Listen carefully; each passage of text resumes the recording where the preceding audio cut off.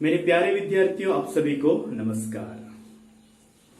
ठीक है, आप सभी स्वस्थ होंगे, सकुशल होंगे, ये मेरी आशा है। ठीक है बच्चों, हाँ, हम लोग पिछली कक्षा में गिल्लू पाठ के अंतर्गत गिल्लू के बारे में देख चुके हैं।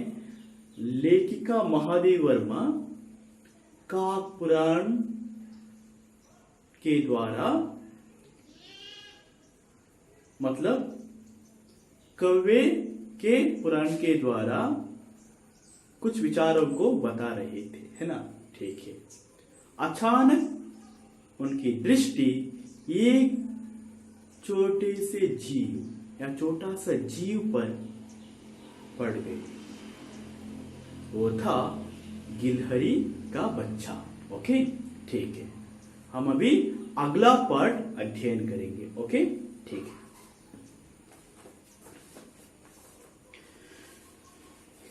काकद्वय की चोंचों के 2 घाव उस लघुप्राण के लिए बहुत थे, अतः वह निश्चेष्ट सा गमले से चिपका पड़ा था। हाँ, काकद्वय की चोंचों के 2 घाव उस लघुप्राण के लिए बहुत थे। हाँ, ಕಾಗಿಯ ಕೊಕ್ಕಿನಿಂದ ಮಾಡಿದಂತ ಆ ಗಾಯ ಉಂಟಲ್ಲ, ಅದು ಆ ಸಣ್ಣ ಜೀವಿಗೆ ಬಹಳ ದೊಡ್ಡದಾಗಿತ್ತು. ಯಾಕೆಂದ್ರೆ ಸಣ್ಣ ಜೀವಿ ಅಲ್ವಾ. ಆ ಕಾಗೆ 2 ಕಾಗೆಗಳು ಕೊಕ್ಕಿನಿಂದ ಕುಕ್ಕಿವೆ. ಆ ಗಾಯ ಆ ಸಣ್ಣ ಜೀವಿಗೆ ಬಹಳಷ್ಟು ದೊಡ್ಡದಾಗಿತ್ತು. ಅತಃ ವಹ ನಿಶ್ಚೇಷ್ಟ ಸ ಗಮ್ಲೆ ಸೆ ಚಿಪ್ಕಾ ಪಡಾತ. ಹಾ, ಆದ್ದರಿಂದ ಅದು ಏನು ಹೂವಿನ ಕುಂಡ ಇದೆಯಲ್ಲ, ಅದರ ಸಂಧಿಯಲ್ಲಿ ನಿಶ್ಚೇಷ್ಟವಾಗಿ, ಅಂದ್ರೆ ಯಾವುದೇ ಪ್ರತಿಕ್ರಿಯೆ ಇಲ್ಲದೆ ಹಾಗೆ ಅಂಟಿಕೊಂಡಾಗಿ ಬಿದ್ದಿತ್ತು. ಓಕೆ, ठीक है। सबने कहा कौवे की चोंच का घाव लगने के बाद यह बच नहीं सकता। हाँ, सबने क्या कहा?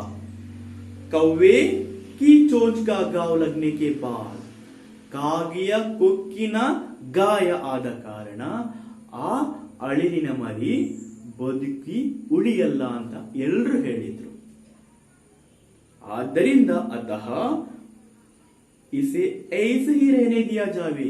ಆದ್ದರಿಂದ ಎಲ್ಲರೊಂದು ಸಜೆಷನ್ ಕೊಟ್ರು ಮಹಾದೇವಿ ವರ್ಮರಿಗೆ. ಏನು ನೋಡಿ, ಅದು ಕಾಗೆ ಕುಕ್ಕಿ ಗಾಯ ಮಾಡಿದೆ, ಆದ್ದರಿಂದ ಅದು ಬದುಕುವುದಿಲ್ಲ, ಆದ್ದರಿಂದ ಅದನ್ನು ಹಾಗೆ ಬಿಟ್ಬಿಡಿ, ಅದು ಕಾಗೆ ಆಹಾರವಾಗಲಿ ಅಂತ ಹೇಳಿದ್ರು. ಅದೇನಾಯ್ತು? ಪರಂತು ಮನ್ ನಹಿ ಮಾನ. ಹಾ, ಲೇಖಿಕಾ ಏನ ಲೇಖಕಿಯವರ ಮನಸ್ಸೊಪ್ಪಿಲ್ಲ. ಯಾಕೆ? ಅವರು ಸದಾ ಪ್ರಾಣಿಗಳ ಬಗ್ಗೆ ವಿಶೇಷವಾದಂತ ದಯೆಯನ್ನು ಹೊಂದಿದವರಾಗಿದ್ರು. ಹಾಗಾಗಿ ಅವರ ಮನಸ್ಸೊಪ್ಪಲಿಲ್ಲ.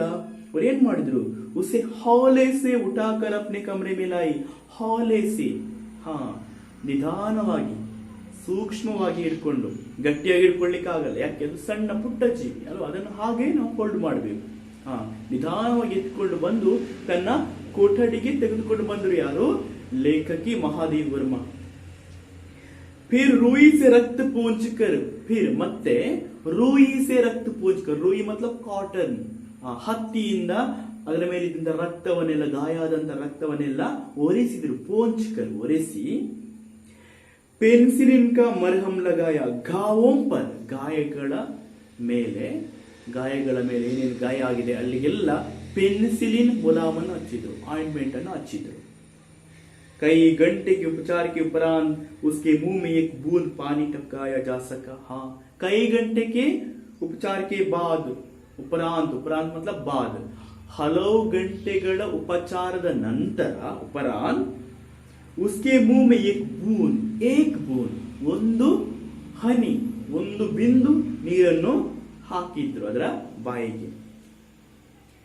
तीसरे दिन वह इतना अच्छा और आश्वस्त हो गया कि मेरी उंगली अपने 2 नन्हे पंजों से पकड़कर नीले कांच के मोतियों जैसी आंखों से इधर उधर देखने लगा. हाँ, 3ನೇ ದಿನ ಅದು ಎಷ್ಟೊಂದು ಆರೋಗ್ಯವಾಗಿ ಇತ್ತು ಅಂತ ಹೇಳಿದ್ರೆ, 3ನೇ ದಿವಸ ಇತ್ನಾ ಅಚ್ಚ ಔರ್ ಆಶ್ವಸ್ತ್, ಎಷ್ಟೊಂದು ಚೆನ್ನಾಗಿ ಮತ್ತು ಎಷ್ಟೊಂದು ಆರೋಗ್ಯವಾಗಿ ಅದು ಬದಲಾಯಿತು ಅಂತ ಹೇಳಿದ್ರೆ, ಮೇರಿ ಉಂಗ್ಲಿ ಅಪ್ನೆ 2 ನನ್ನೆ ಪಂಜೋನ್ ಸಿ, ಲೇಖಕಿಯವರ ಬೆರಳನ್ನು ತನ್ನ ಎರಡು ಸಣ್ಣ ಪುಟ್ಟದಾದಂತ ಪಾದಗಳಿಂದ पंजुಗಳಿಂದ पकड़कर ಹಿಡ್ಕೊಂಡು नीले कांच के मोतियों जैसी आंखों से इधर उधर देखने लगा. ನೀಲಿಯಾದಂತ ಗಾಜಿನ ಕಣ್ಣುಗಳಂತಿರುವಂತಹ ಗಾಜಿನ ಮಣಿಯ ಕಣ್ಣುಗಳಂತಿರುವಂತಹ ಮೋತಿ ಅಂದ್ರೆ ಮುತ್ತಿನಂತ ಕಣ್ಣುಗಳು, ಗಾಜಿನ ಮುತ್ತಿನಂತ ಕಣ್ಣುಗಳಂತೆ ಇರುವಂತಹ ಕಣ್ಣುಗಳಿಂದ ಇದರ ಉದರ देखने लगा. ಆ ಕಡೆ ಈ ಕಡೆ ನೋಡ್ತಾ ಆಯ್ತು. ಓಕೆ, ಇಷ್ಟೊಂದು ಏನಾಯ್ತು, ಚಾಲು ಆಯ್ತು. ಓಕೆ, 3-4 मास में उसके स्निग्ध रोए, जब्बेदार पूंछ और चंचल चमकीली आंखें सबको विस्मित करने लगी. 3-4 ಮಾಸ್ में 3-4 ತಿಂಗಳುಗಳಲ್ಲಿಯೇ ಉಸ್ಕೆ ಸ್ನಿಗ್ಧ ರೋಯೆ, ಶುಭ್ರವಾದಂತ ರೋಯೆ ರೋಮಗಳು, ಕೂದಲುಗಳು, ಶುಭ್ರವಾದಂತ ಕೂದಲುಗಳು, ಮತ್ತೆ ಜಬ್ಬೇದಾರ್ ಪೂಂಚ್ ಗೊಂಚಲಾಗಿರುವಂತ ಬಾಲ, ಚಂಚಲ್ ಚಮಕೀಲಿ ಆಂಖೆ, ಚಂಚಲವಾದಂತ ಅತ್ತಿಂದಿತ್ತ ಚಲಿಸುತ್ತಿರುವಂತ ಚಂಚಲವಾದಂತ ಕಣ್ಣುಗಳು, ಹೊಳೆಯುವಂತ ಕಣ್ಣುಗಳು, ಇವೆಲ್ಲವೂ ಎಲ್ಲರನ್ನು ವಿಸ್ಮಿತವನ್ನಾಗಿಸಿತು. ಅಂದ್ರೆ ಆಶ್ಚರ್ಯ ಪಡುವಂತೆ ಮಾಡಿತು, ಆಕರ್ಷಿತವನ್ನಾಗಿ ಮಾಡಿತು ಎಲ್ಲರನ್ನು. ಓಕೆ, ಟೀಕೆ. हम उसे गिल्लू कहकर बुलाने लगे. वो छोटा सा गिलहरी का बच्चा था. उसे भी महादेव वर्मा ने उसे गिल्लू नाम से, ಗಿಲಹರಿ ಅದನ್ನು ಶಾರ್ಟ್ ಆಗಿ ಗಿಲ್ಲು ಅಂತ ಹೇಳಿ ಹೆಸರಿನಿಂದ ಕರೆಯತೊಡಗಿದರು. मैंने फूल रखने की एक हल्की डलिया में रुई बिछाकर उसे तार से खिड़की पर लटका दिया. देखिए, ಅದು ಪುಟ್ಟ ಜೀವಲ್ಲ, ಅದಕ್ಕೊಂದು ಮನೆ ಆಗ್ಬೇಕಲ್ಲ, ಅದಕ್ಕೆ ಮನೆಯನ್ನು ಯಾರು ತಯಾರು ಮಾಡಿದ್ರು, ಲೇಖಕಿಯವರು. ಹೇಗೆ?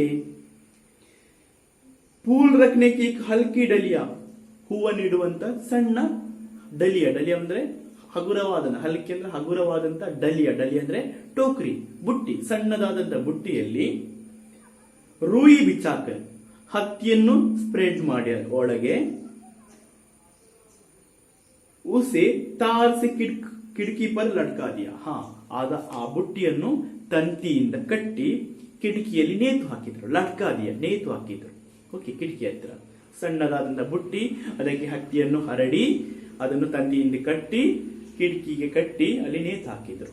ಓಕೆ, ಹೀಗೆ ಒಂದು ಪುಟ್ಟದಾದಂತ ಅಳಿಲಿನ ಮರಿಗೆ ಒಂದು ಪುಟ್ಟದಾದಂತ ಮನೆ ನಿರ್ಮಾಣವಾಯಿತು. ಯಾರಿಂದ? ಲೇಖಕಿ ಮಹಾದೇವ್ ವರ್ಮರಿಂದ. ಓಕೆ, ಟೀಕೆ.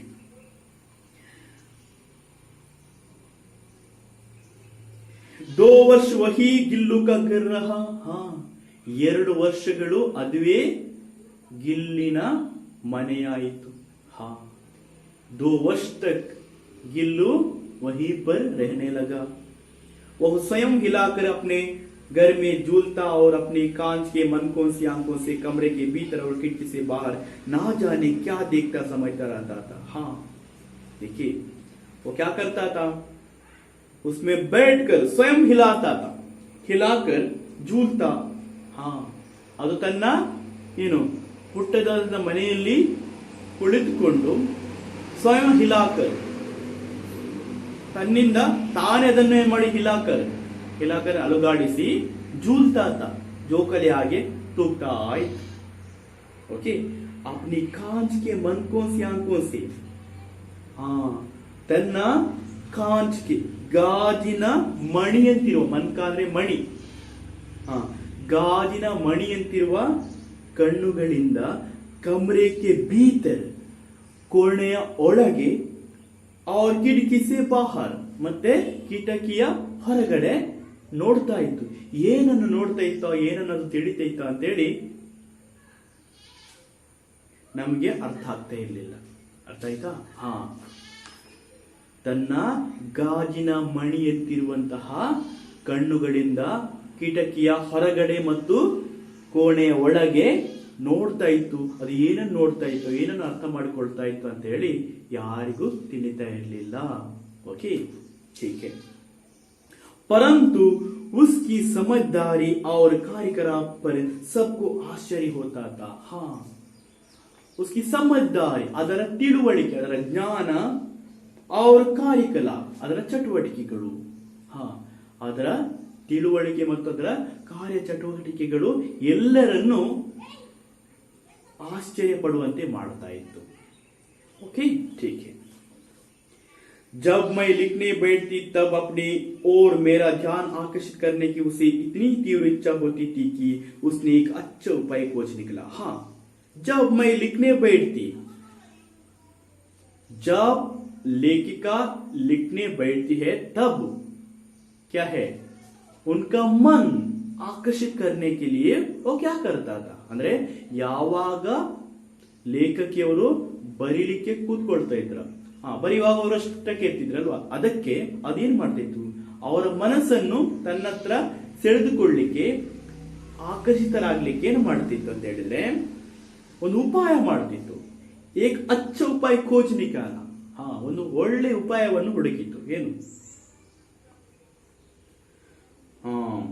वह मेरे पैर तक आकर सर से पर्दे पर चढ़ जाता और फिर उसी तेज से उतरता. वह मेरे पैर तक आकर, ಅದು ವೇಗವಾಗಿ ಅವರ ಕಾಲಿನ ಹತ್ರ ಬರ್ತಾ ಇತ್ತು. ಸರ್ರಸೆ ಪರದೆ ಪರ್ ಚढ़ जाता, ಪುನಃ ಸೀದಾ ಹೋಗಿ ಕಿಟಕಿಯಲ್ಲಿ ಪರದೆ ಉಂಟಲ್ಲ ಅದರಲ್ಲಿ ಹೋಗಿ ಹತ್ತಾ ಇತ್ತು.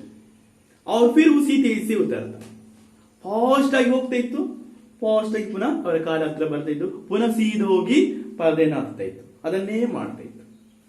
उसका यह दौड़ने का क्रम तब तक चलता जब तक मैं उसे पकड़ने के लिए ना उठती. ಈ ರೀತಿಯ ಒಂದು ಕ್ರಿಯೆ, ಹತ್ತುವುದು ಇಳಿಯುವುದು, ಹತ್ತುವುದು ಇಳಿಯುವುದು, ಆ ಕ್ರಿಯೆ ಎಲ್ಲಿ ತನಕ ನಡೀತಿತ್ತು, ಎಲ್ಲಿ ತನಕ ಅಂತ ಹೇಳಿದ್ರೆ ಯಾವಾಗ ಲೇಖಕಿಯವರು ಆ ಗಿಲಹರಿಯನ್ನು ಹಿಡಿತಾರೋ ಅಲ್ಲಿಯವರೆಗೆ ಅದು ಆಗಿ ಆ ಕಡೆ ಈ ಕಡೆ ಹೋಗ್ತಾ ಇತ್ತು. ಅಂದ್ರೆ ಮೇನ್ ಉದ್ದೇಶ ಏನು, ಅವರ ಮನಸ್ಸನ್ನು ಸೆಳೆಯುವುದಾಗಿತ್ತು. ಹಾಗಾಗಿ ಅವರ ಮನಸ್ಸನ್ನು ಸೆಳಿಲಿಕ್ಕೆ ಆ ಕಡೆ ಈ ಕಡೆ ಹೋಗ್ತಾ ಇತ್ತು ಓಟ. ಅವರ ಕಾಲ ಹತ್ರ ಬರುವುದು, ಪುನಃ ಸೀದೋಗಿ ಕಿಟಕಿಯ ಎಲ್ಲಿ ಹತ್ತಿ ಅದರ ಪರದೆ ಉಂಟ ಅದರಲ್ಲಿ ಹತ್ತುವುದು, ಪುನಃ ಆ ಕಡೆ ಬರುವುದು.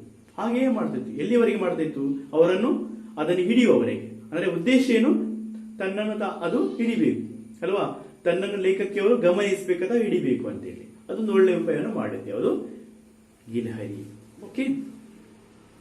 कभी मैं गिल्लू को पकड़कर एक लंबे लिफाफे में इस प्रकार रख देती कि उसके अगले 2 पंजों और सिर के अतिरिक्त सारा लघुगात लिफाफे के भीतर बंद रहता. हाँ, कभी मैं गिल्लू को पकड़कर, ಒಂದೊಂದು ಸಾರಿ ಲೇಖಕಿಯವರು ಏನ್ ಮಾಡ್ತಾರೋ, ಗಿಲ್ಲು को पकड़कर ಆ ಅಳಿಲಿನ ಮರಿಯನ್ನು ಹಿಡ್ಕೊಂಡು ಲಂಬೆ ಲಿಫಾಫೆ ಮೇ, ಲಿಫಾಫೆ मतलब ಕವರ್, ಓಕೆ, ಒಂದು ಕಾಗದದ ಕವರ್, ಉದ್ದವಾದಂತಹ ಕಾಗದದ ಕವರಲ್ಲಿ ಅದನ್ನು ಒಳಗೆ ಹಾಕಿ, ಹೇಗೆ ಒಳಗೆ ಹಾಕುದು, ಒಂದು ಕವರ್ ಇರ್ತಲ್ಲ, ಇದೊಂದು ಕವರ್, ಓಕೆ, ಹೀಗೆ ಅಳಿಲಿನ ಮರಿಯನ್ನು ಹೀಗೆ ಒಳಗೆ ಹಾಕುವುದು.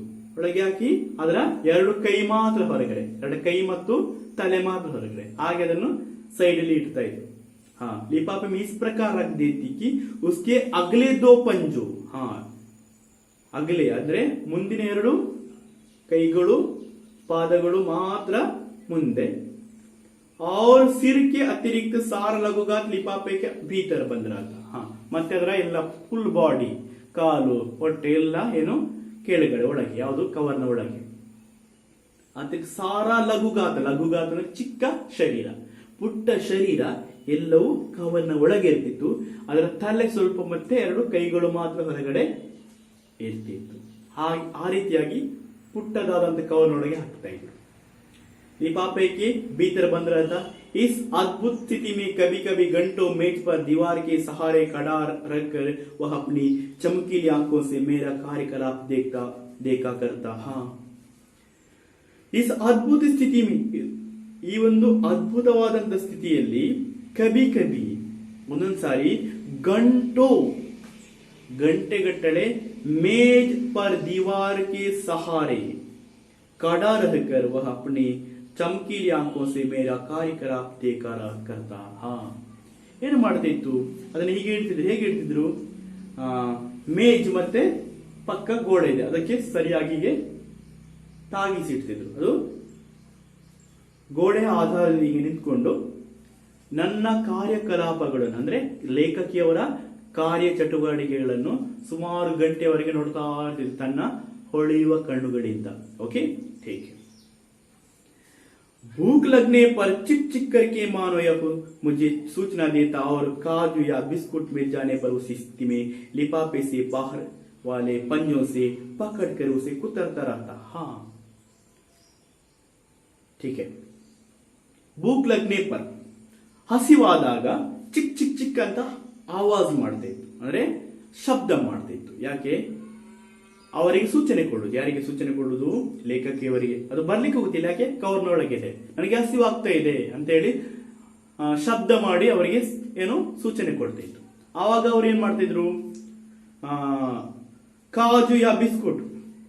काजू, काजू क्या है? काजू मतलब ಕ್ಯಾಶ್ನೆಟ್. ಓಕೆ ಹಾ, ಕ್ಯಾಶ್ನೆಟ್ ಮತ್ತು ಬಿಸ್ಕೆಟ್. ಬಿಸ್ಕೆಟ್ ಅನ್ನು ಕೊಡ್ತಾ ಇದ್ರು. ಅವಾಗ ಏನ್ ಮಾಡ್ತಿದ್ರು? ಅದೇ ರೀತಿಯಾಗಿ ಯಾವ ರೀತಿ ಅವರು ಕವರ್ನೊಳಗೆ ಹಾಕಿದ್ರ, ಹೊರಗಡೆ ಕೈಗೆ ಮಾತ್ರ, ತಲೆ ಮತ್ತು ಕೈ ಮಾತ್ರ ಅಲ್ವಾ, ಅಲ್ಲಿಂದ ತಿಂತಾ ಇತ್ತು. ಹೇಗೆ ತಿಂತಿದ್ದು? बाहर वाले पंजों से पकड़ कर उसे कुतरता रहता. कुतरना मतलब क्या है? ಏನು ತಿನ್ನೋದು, ಚಿಕ್ಕ ಚಿಕ್ಕ ಪಾಸ್ಟ್ ಆಗಿ ತಿನ್ನೋದಕ್ಕೆ ಕುತರ್ನ ಅಂತ ಹೇಳ್ತೀವಿ. ಓಕೆ ಠೀಕ್. ಇಲಿ ಅಥವಾ ಯಾವುದು ಪುಟ್ಟ ಪುಟ್ಟ ಜೀವಿಗಳು ಫಾಸ್ಟ್ ಆಗಿ ತಿಂತವಲ್ಲ, ಅದು ಕುತರ್ನ. Okay yes. फिर गिल्लू के जीवन का प्रथम वसंत आया. ಹಾ, ಮತ್ತೆ गिल्लुविನ ಮೊದಲ ವಸಂತ ಬಂತು. बाहर की गिलहरियां खिड़की के जाले के पास आकर चिक चिक करके ना जाने क्या कहने लगी. हाँ, ಹೊರಗಿನ ನೋಡಿ, ಕೊನೆಗೂ ಆ ಅಳಿಲಿನ ಮರಿಯ ಮೊದಲ ವಸಂತ ಬಂತು ಅಂತ ಹೇಳಿದ್ರೆ ಅದು ದೊಡ್ಡದಾಯಿತು. ಚಿಕ್ಕದಾಗಿದ್ದಂತಹ ಅಳಿಲು ದೊಡ್ಡದಾಗಿ ಪ್ರಾಯಕ್ಕೆ ಬಂದಿತ್ತು. बाहर की गिलहरियां खिड़की की जाली के पास आकर चिक चिक करके ना जाने क्या कहने लगी. हाँ, ಹೊರಗಿನ ಗಿಲಹರಿಗಳು, ಅಳಿಲುಗಳು ಏನ್ ಮಾಡ್ತಾ ಇತ್ತು?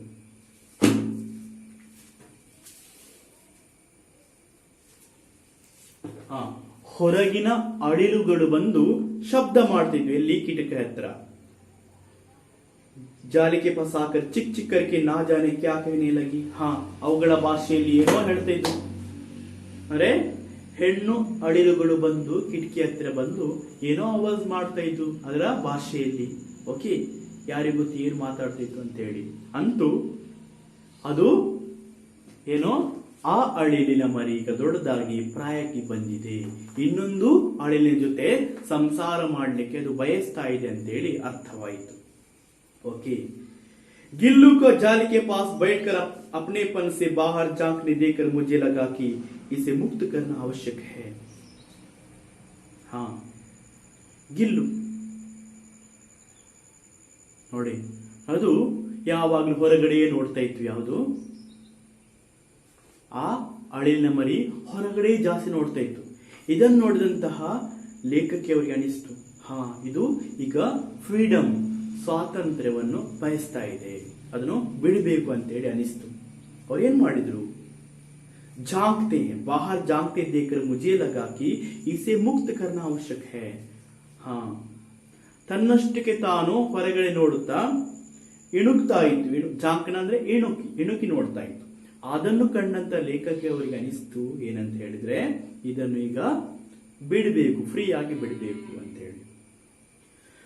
मैंने कीले निकालकर जाल का एक कोना खोल दिया और इस मार्ग से गिल्लू ने बाहर जाने पर सचमुच ही मुक्ति की सांस ली. ಕೀಲಿ ನಿಕಲ್ ಅಲ್ಲಿ ಒಂದು ಏನೋ ಲಾಕ್ ಹಾಕಿದ್ರು, ಅದನ್ನ ತೆಗೆದು ಲಾಕ್ ತೆಗೆದು ಬಿಟ್ಬಿಟ್ರು, ಒಂದು ಕಡೆ ಸೈಡ್ ಬಿಟ್ಬಿಟ್ರು. और इस मार्ग से गिल्लू ने बाहर जाने पर सचमुच ही मुक्ति की सांस ली. ಹಾ, ನಿಜವಾಗಿಯೂ ಅದು ಹೊರಗಡೆ ಹೋದ ನಂತರ ಅಬ್ಬಬ್ಬಾ ನನಗೆ ಮುಕ್ತಿ ಸಿಕ್ಕಿತ್ತಲ್ಲ ಅನ್ನುವಂತ ನಿಟ್ಟುಸಿರನ್ನು ಬಿಡ್ತಾ ಇತ್ತು. ಯಾವುದು? ಆ ಅಳಿಲು. इतने छोटे जीव को घर में पले कुत्ते बिल्लियों से बचाना भी एक समस्या ही थी. ಹಾ ನೋಡಿ, ಯಾಕೆ ಅವ್ರು ಬಿಟ್ರು? ಇಷ್ಟೊಂದು ಸಣ್ಣ ಜೀವಿಯನ್ನು ಕಾಪಾಡೋದು ಬಹಳ ಕಷ್ಟ ಆಗ್ತದೆ. ಯಾಕೆ? ಮನೆಯಲ್ಲಿ ನಾಯಿ ಬೆಕ್ಕು ಎಲ್ಲ ಇದೆ ಅಲ್ವಾ, ಯಾವತ್ತದು ಅದನ್ನು ತಿಂದು ಹಾಕುತ್ತೋ, ಅದಕ್ಕಾಗಿ ಇದನ್ನು ಫ್ರೀ ಆಗಿ ಬಿಟ್ಬಿಡೋಣ ಅಂತ ಅನಿಸ್ತು. ಹಾಗೆ ಅದನ್ನು ಬಿಟ್ಬಿಟ್ರು. ओके। कुत्ते बिल्लियों से बचाना भी एक ಸಮಸ್ಯೆ ही थी। ಹಾ, ಮನೆಯಲ್ಲಿರುವಂತಹ ಬೆಕ್ಕು ನಾಯಿಗಳಿಂದ ಅದನ್ನು ಬಚಾನ ಅಂದ್ರೆ ಕಾಪಾಡುವುದು ತುಂಬಾ ಕಷ್ಟದ ಕೆಲಸವಾಗಿತ್ತು, ಹಾಗಾಗಿ ಅದನ್ನು ಹಾಕಿಬಿಟ್ರು। मेरे कमरे से बाहर जाने पर वह भी खिड़की की खुली जाली की राह बाहर चला जाता और दिन भर गिलहरियों के झुंड का नेता बना हर डाल पर उछलता कूदता रहता और ठीक 4 बजे वह खिड़की से भीतर आकर अपने झूले में झूलने लगता। हाँ, ಹಾಗೆ ಬಿಟ್ಟಂತಹ ಅಳಿಲ ಮರಿ ಸೀದಾ ಹೋಗ್ಲಿಲ್ಲ, ಮತ್ತೇನ್ ಮಾಡ್ತಿತ್ತು? ಮೇರೆ ಕಮರೆ ಸೆ ಬಾಹರ್ ಜಾನೆ ಪರ್, ನನ್ನ ಕೊಠಡಿಯಿಂದ ಹೊರಗೆ ಹೋದ ನಂತರ वह भी खिड़की की खुली जाली की राह बाहर चला जाता। ಹಾ, ಹೊರಗಡೆ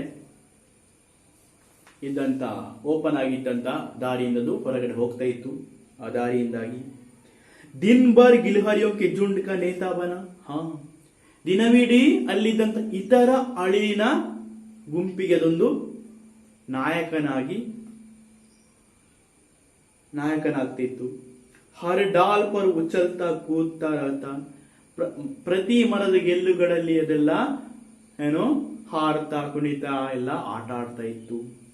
ಠೀಕ್ 4 ಬಜೆ, ಸರಿಯಾಗಿ ಪರ್ಫೆಕ್ಟ್ ಆಗಿ 4 ಗಂಟೆಗೆ वह खिड़की से भीतर आकर अपने झूले में झूलने लगता था। ಹಾ, ಪುನಃ ಅದು ಸರಿಯಾಗಿ 4 ಗಂಟೆಗೆ ಕಿಟಕಿ ಸೆ ಭೀತರ ಆಕರ್, ಕಿಟಕಿಯಿಂದ ಒಳಗೆ ಬಂದು ಅಲ್ಲಿದ್ದಂತಹ ತನಗೋಸ್ಕರವಾಗಿ ಕಟ್ಟಿದ್ದಂತ ಮನೆಯಲ್ಲಿ ಕೂತ್ಕೊಂಡು ಜೋಕಾಲಿ ಆಡ್ತಾ ಇತ್ತು।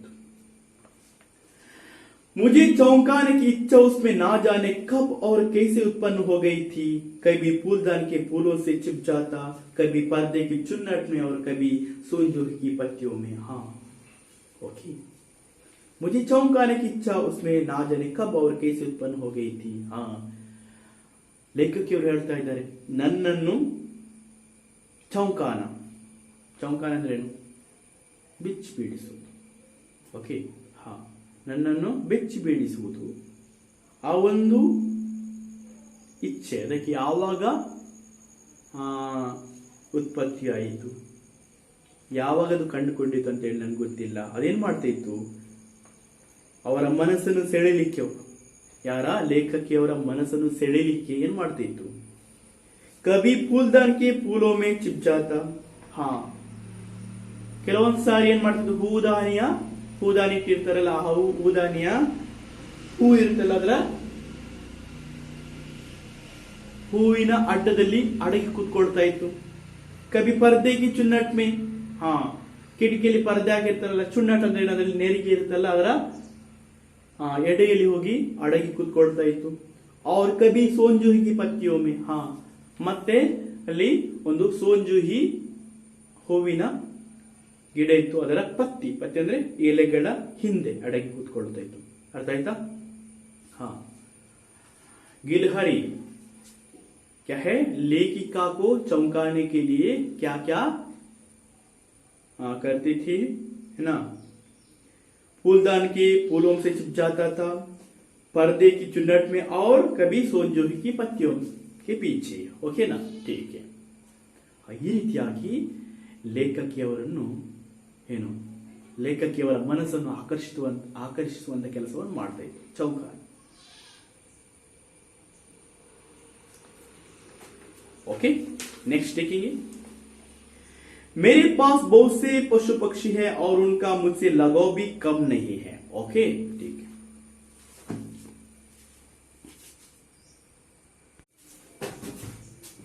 ठीक है, मेरे पास बहुत से पशु पक्षी है और उनका मुझसे लगाव भी कम नहीं है, परंतु उनमें से किसी को मेरे साथ मेरी थाली में खाने की हिम्मत हुई है, ऐसा मुझे स्मरण नहीं आता। हाँ, मेरे पास बहुत से पशु पक्षी हैं। हाँ, क्या है? ಲೇಖಿಕಾ बोलते हैं ಅವರ ಹತ್ತಿರ ಬಹಳಷ್ಟು ಪ್ರಾಣಿ ಪಕ್ಷಿಗಳಿವೆ। उनका मुझसे लगाव भी कम नहीं है। हाँ, लगाव ಅಂದ್ರೆ ಏನು? ಅದರ ಹಚ್ಚಿಕೊಂಡವರು,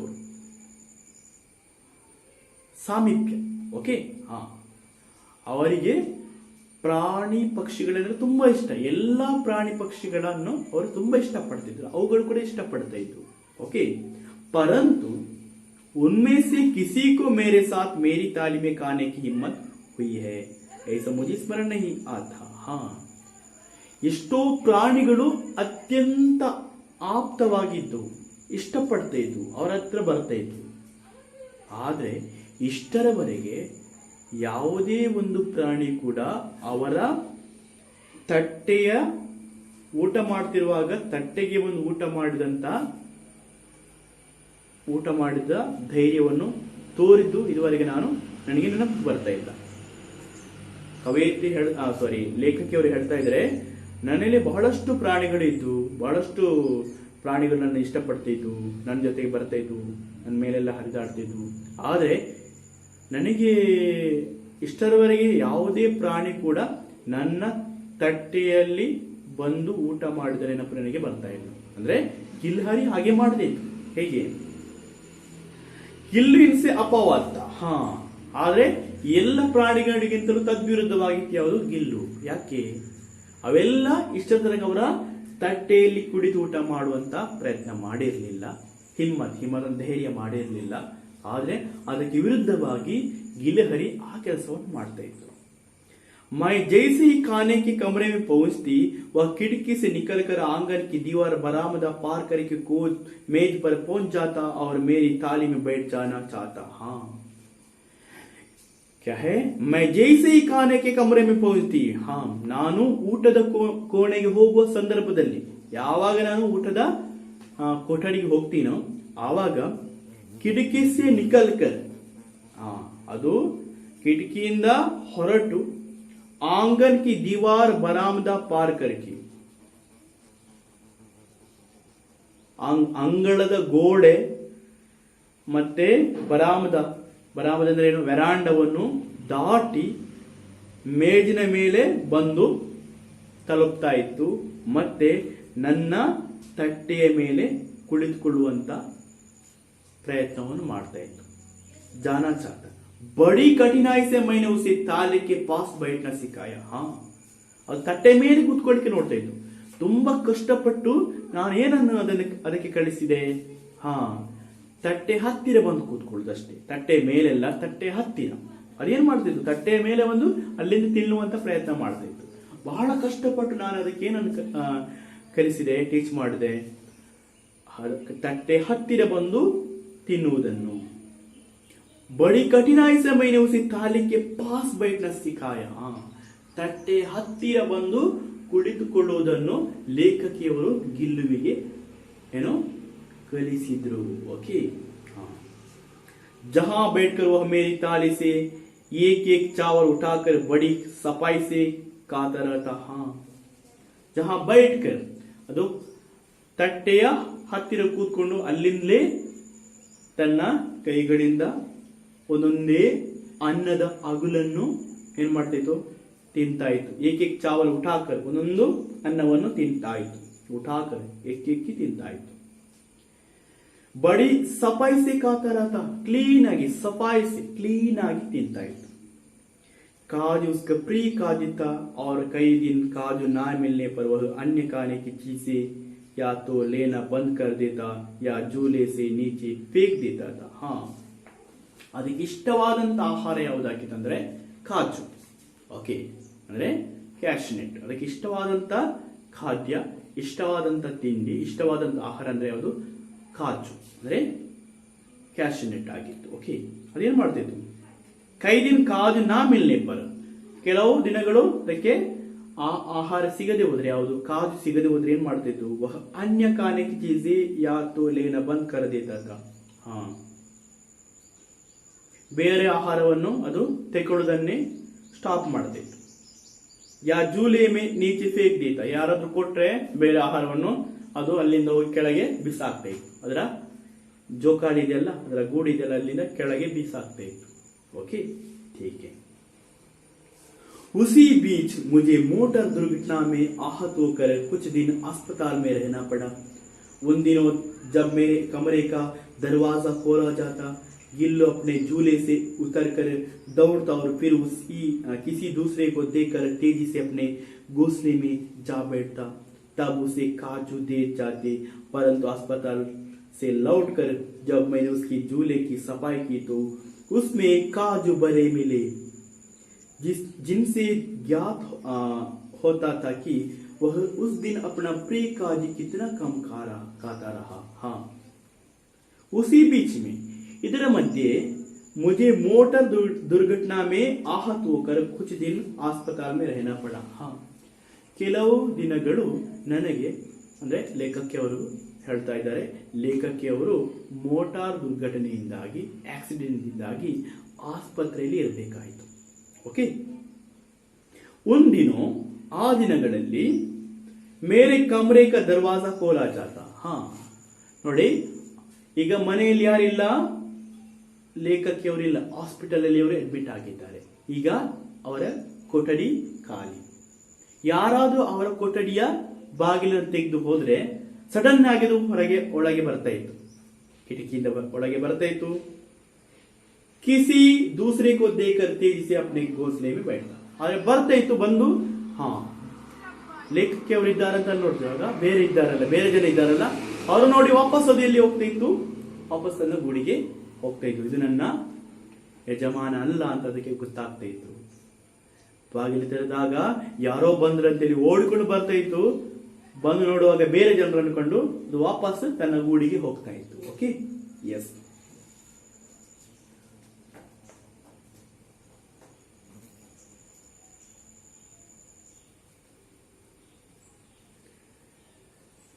दूसरे को देखकर तेजी से अपने घोंसले मतलब गूड़ है जा बैठता। सब उसे काजू दे जाते, परंतु अस्पताल से लौटकर जब मैंने उसकी झूले की सफाई की तो उनमें काजू भरे मिले। हाँ, ಎಲ್ಲರೂ ಬಂದವರೆಲ್ಲ ಅದಕ್ಕೆ ಏನು ಕೊಡ್ತಾ ಇದ್ರು, ಅದಕ್ಕೆ ಇಷ್ಟವಾದಂತ ಆಹಾರ ಕಾಜು, ಕ್ಯಾಶ್ನೆಟ್ ಕೊಡ್ತಾ ಇದ್ರು। ಪರಂತು ಆದರೆ ಆಸ್ಪತ್ರೆ से लौटकर ಆಸ್ಪತ್ರೆಯಿಂದ ಏನೋ ಬಂದ ನಂತರ, ಡಿಸ್ಚಾರ್ಜ್ ಆಗಿ ಬಂದ ನಂತರ ಲೇಖಕಿಯವರು ಚೂಲೆಕಿ ಸಫಾಯಿಕಿ ಅದರ ಗೂಡನ್ನು ಕ್ಲೀನ್ ಮಾಡ್ಲಿಕ್ಕೆ ನೋಡ್ತಾರೆ। ಕಾಜು ಬರೆ ಮಿಲಿ, ಅದರಲ್ಲಿ ಫುಲ್ ಏನಿತ್ತು, ಕಾಜು। ನೋಡಿ, ಇದುವರೆಗೆ ಇಷ್ಟಪಟ್ಟು ತಿಂತ ಇದ್ದಂತ ಆಹಾರ ಯಾವುದು, ಕಾಜು। ಆದ್ರೆ ಲೇಖಕಿಯವರು ಇಲ್ಲದ ಕಾರಣ ಎಲ್ಲ ಬೇರೆ ಜನರೆಲ್ಲ ಕೊಟ್ಟದನ್ನು ಎಲ್ಲಲ್ಲಿ ಸ್ಟಾಕ್ ಮಾಡಿ ತಿನ್ನಲೇ ಇಲ್ಲ। जिनसे ज्ञात होता कि वह उन दिनों अपना प्रिय कार्य कितना कम खाता रहा। ಇದರಿಂದ ಅವರಿಗೆ ಗೊತ್ತಾಯಿತು, ನಾನು ಇಲ್ಲದೆ ಇದ್ದ ಕಾರಣವಾಗಿ ಅದು ತನ್ನ ಇಷ್ಟದ ಆಹಾರವನ್ನು ಕೂಡ ಎಷ್ಟು ಕಡಿಮೆ ತಿಂದಿದೆ ಅಲ್ವಾ। ಹಾಗಿದ್ರೆ ತನ್ನ ಯಜಮಾನನ ಮೇಲೆ ಎಷ್ಟೊಂದು ಪ್ರೀತಿಯನ್ನು ಇಟ್ಕೊಂಡಿದೆ। ತನ್ನ ಯಜಮಾನ ಕಷ್ಟದಲ್ಲಿದ್ದಾಗ ತಾನು ಕೂಡ ಅವನ ಕಷ್ಟದಲ್ಲಿ ಭಾಗಿಯಾದ್ದನ್ನಲ್ಲಿ ನಾವು ಕಾಣ್ತೇವೆ। ಹಾಗಾಗಿ ಪ್ರಾಣಿಗಳಿಗೂ ಕೂಡ ಭಾವ ಜೀವಿಗಳು ಅಂತ ಹೇಳಬಹುದು, ಭಾವಹೀನ ಜೀವಿಗಳಲ್ಲ, ಭಾವ ಜೀವಿಗಳು। ತನ್ನವರು ಕಷ್ಟದಲ್ಲಿದ್ದಾಗ ಅದು ಕೂಡ ತನ್ನ ನೋವನ್ನು ಏನು ಮಾಡುತ್ತೆ, ಶೇರ್ ಮಾಡುತ್ತೆ ಅಲ್ವಾ, ಅದಕ್ಕೂ ಕೂಡ ನೋವಾಗುತ್ತೆ। ಓಕೆ, ठीक है। मेरी आश्वस्तता में वह तकिए पर सिरहाने बैठकर अपने नन्हे पंजों से मेरे सिर और बालों को हौले हौले सहलता रहता। हाँ, यस, मेरी आश्वस्तता में वह तकिए पर और ಮಲಗಿರ್ತಾರೆ, ಹಾಸ್ಪಿಟಲ್ ಬಂದ ನಂತರ ಮಲಗಿದ್ರು। ಓಕೆ, ಆವಾಗ ತಕಿಯೆ ಪರ ಸಿರಹಾನೆ ಬೈಟ್ಕರ್ ಅಂದ್ರೆ ತಕಿಯೆ ತಲೆದಿಮ್ಮಿನ ಅವರ ತಲೆಯ ಹತ್ರ ಕೂತ್ಕೊಂಡು ಅಪ್ಪಣೆ ನನ್ನೆ ಪಂಜೋನ್ಸಿ ತನ್ನ ಪುಟ್ಟದಾದಂತ ಕೈಗಳಿಂದ ಸಿರವರ ಬಾಲೋಂಕು ತನ್ನ ತಲೆ ಮತ್ತು ಕೂದಲನ್ನು ಏನು ಮಾಡ್ತಿದ್ದು, ಹೊಲೆ ಸಹಲಾದಾಗ ಹೀಗೆ ಸವರ್ತಾ ಇತ್ತು, ನಿಧಾನವಾಗಿ ಸವರ್ತಾ ಇತ್ತು। ಯಾವುದು, ಆ ಪುಟ್ಟ ಜೀವಿ ಅಳಿಲು। ಓಕೆ, ठीक है बच्चों, आज के लिए इतना बस। नेक्स्ट अगला छोटा सा पार्ट है, हम नेक्स्ट पार्ट में देखेंगे। और इससे संबंधित कुछ कठिन शब्द है वो मैं बता चुका हूँ आपको। आप लोग याद है तो आप लोग लिख सकते हैं, नहीं तो मैं नेक्स्ट क्लास में उसे लिख कर आपके सामने मैं दिखाता हूँ, आप लोग तब आप लोग लिखना है। ओके, तब तक ಅರ್ಥ ಆಯ್ತಾ? ಕೆಲವೊಂದು ಇದಕ್ಕೆ ಸಂಬಂಧಪಟ್ಟಂತೆ ಕೆಲವು ಕಠಿಣ ಶಬ್ದಗಳನ್ನು ನಾನು ಬಾಯಲ್ಲಿ ಹೇಳಿದ್ದೀನಿ. ನೀವು ಗೊತ್ತಾದ್ರೆ ಬರ್ಕೊಳ್ಳಿ, ಇಲ್ಲದಿದ್ರೆ ನೆಕ್ಸ್ಟ್ ಕ್ಲಾಸ್ ಅಲ್ಲಿ ನಾನು ಎಲ್ಲ ಕಠಿಣ ಶಬ್ದಗಳನ್ನು ನಾನು ಬರೆದು ನಿಮಗೆ ಕೊಡ್ತೀನಿ. ಮತ್ತೆ ಉಳಿದ ಪಾಠವನ್ನು ನೆಕ್ಸ್ಟ್ ಕ್ಲಾಸ್ ಅಲ್ಲಿ ಕಂಪ್ಲೀಟ್ ಮಾಡ್ತೀನಿ. ಅಲ್ಲಿಯವರೆಗೆ ಚೆನ್ನಾಗಿ ಓದಿ, ಅರ್ಥ ಆಗದನ್ನು ಕೇಳಿ, ಪರ್ಸನಲ್ ನಂಬರ್ಗೆ ಮೆಸೇಜ್ ಮಾಡಿ, ಕೆಲವೊಂದು ಡೌಟ್ಸ್ಗಳಿದ್ರೆ ಕೇಳಿ. ಅರ್ಥ ಆಯ್ತಾ?